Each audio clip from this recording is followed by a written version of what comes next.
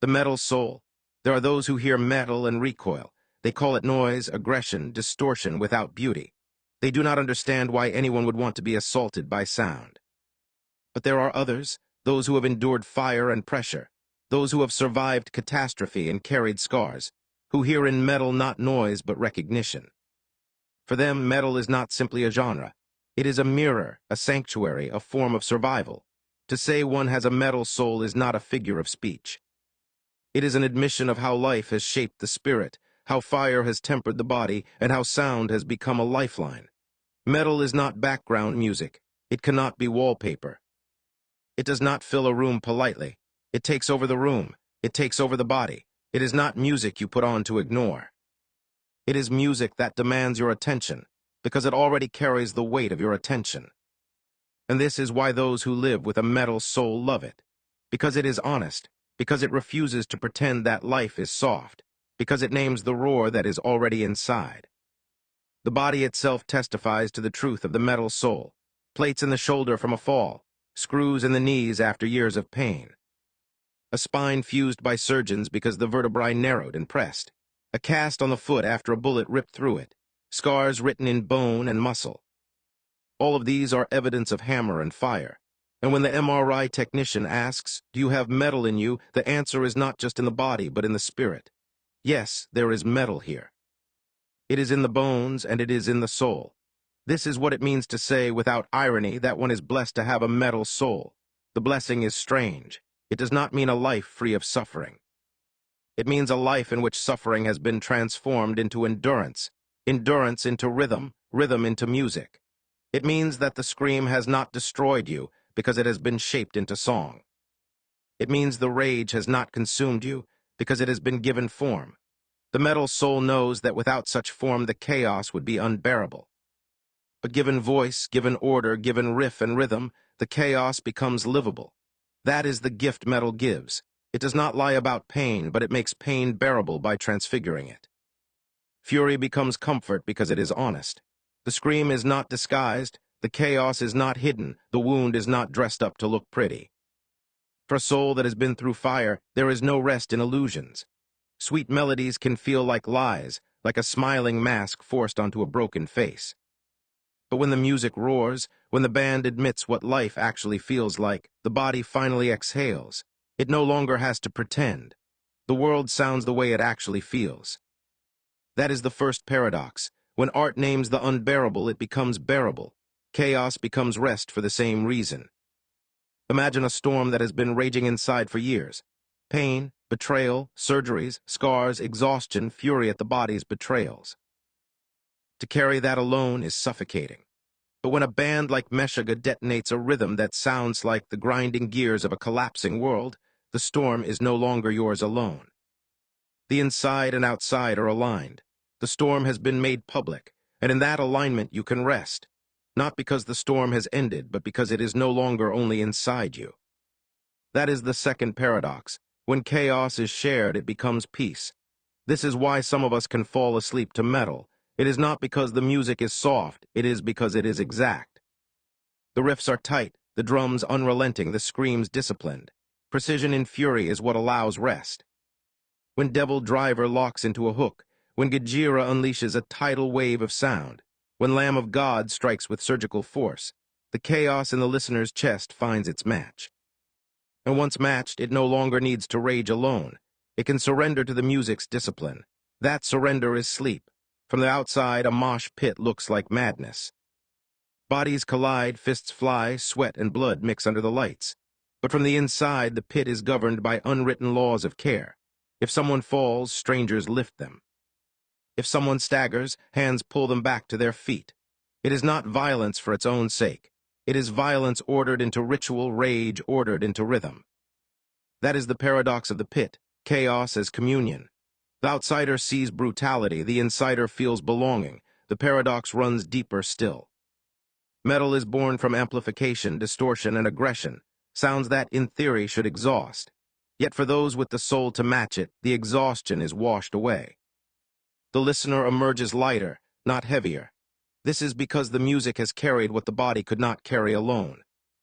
The fury has been externalized, put into motion, driven through amplifiers and speakers until it no longer crushes the chest.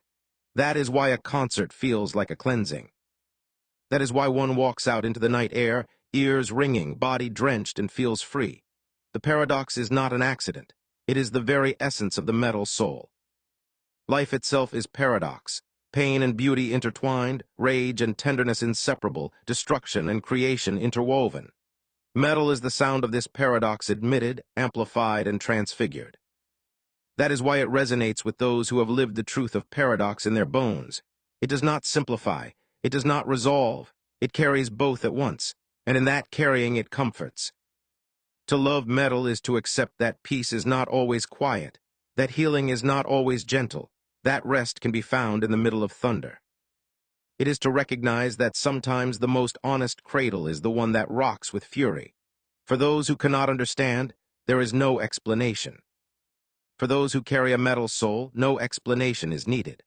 The history of metal is itself a story of tempering, a mirror of the metal soul's own journey through fire. In the beginning, in the late 1960s and early 70s, there were the first sparks. Black Sabbath, Deep Purple, Led Zeppelin pushing sound beyond the limits of rock. Sabbath especially, with their downtuned guitars and lyrics about darkness, war, madness became the primal scream. It was not polished. It was raw ore pulled from the ground. And for those who heard it, it was the first recognition. Music could sound like dread, like grief, like rage. Through the 1980s, metal exploded outward. Thrash bands like Metallica, Slayer, Megadeth, and Anthrax took the basic shape and drove it faster, tighter, sharper. They gave the scream speed, precision, ferocity. In the same decade, glam metal strutted onto MTV with its makeup, leather, and excess, often hollow, but for some a needed spectacle. The split was already visible. Some wanted polish and flash, others wanted raw endurance. This too mirrors the soul's struggle between the temptation of appearances and the demand for truth.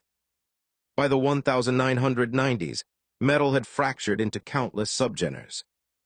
Death metal dug deeper into guttural screams and blast beats, black metal into atmosphere and ritual, groove metal into riffs that could break bones. Bands like Pantera redefined heaviness with grooves so relentless they became anthems of strength. Sepultura wove Brazilian rhythms into thrash and showed how metal could belong to every soil. Each branch of the family tree was an experiment in endurance, in how much rage, how much weight, how much distortion the human spirit could shape into art without losing itself. Modern metal, emerging from the 2000s onward, is the tempered form. Gojira with their oceanic soundscapes and ecological fury. Meshuggah with their impossible mathematics of rhythm, where guitars sound like machines grinding worlds apart. Lamb of God, carrying the thrash tradition into a new century with sharper teeth and a relentless drive. Devil Driver, underrated but masterful, giving hooks that stay lodged in the chest for years. These bands are not imitations. They are evolutions. They show that metal is not frozen in time. It grows harder, deeper, sharper, just as the metal soul does when tested by new fires. The history is not just a timeline of bands and albums. It is a record of how the scream itself has been carried through generations. Each wave refined what came before, stripped away what was hollow, forged something stronger. This is the same pattern that marks a soul tempered by suffering. At first the response is raw. Then comes speed, precision, experimentation. Then comes fracture, searching, testing. And at last comes maturity, the recognition that fury alone is not enough. That form is needed, that discipline is strength. The evolution of metal is the evolution of endurance. This is why those with a metal soul feel history in their bones when they listen. It is not just sound, it is a lineage. It is the story of how human beings, confronted with chaos, refused to collapse and instead built art from it. The riffs are monuments to survival. The screams are archives of pain. The rhythms are the heartbeat of a people who would not go quietly. And when one listens today, one hears not only the band on stage, but all those who came before. Sabbath's dread, Slayer's ferocity, Pantera's groove, Gojira's tide, Meshuggah's machine. The whole lineage sings in the roar.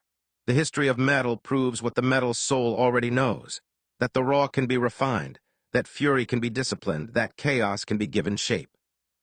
It shows that the soul is not alone in its paradox, because generations have walked it before. And so when we gather in the pit, when we throw horns in the air, when we bang our heads to the impossible riff, we are not only surviving the present, we are joining a history of survival. Metal is honest about life. It does not pretend life is soft or kind. It does not paper over betrayal, illness, injury, rage. It does not smile when there is nothing to smile about. But neither does it collapse into despair.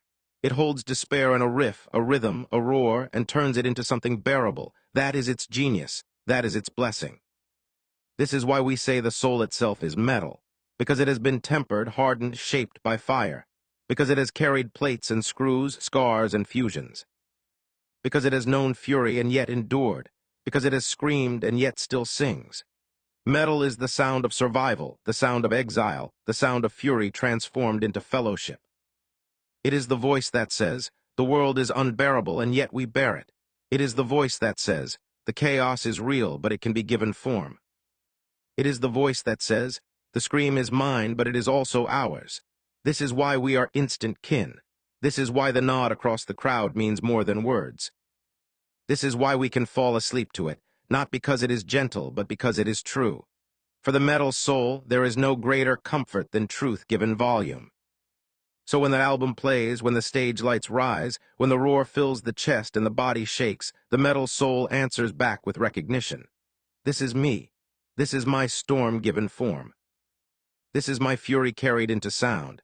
This is my home. The outsider may call it noise, but the metal soul knows better. It knows that fury can be comfort. It knows that chaos can be rest. It knows that violence can be communion. It knows that what looks unbearable can become the very cradle of life. That is the paradox. That is the gift. That is the truth of the metal soul.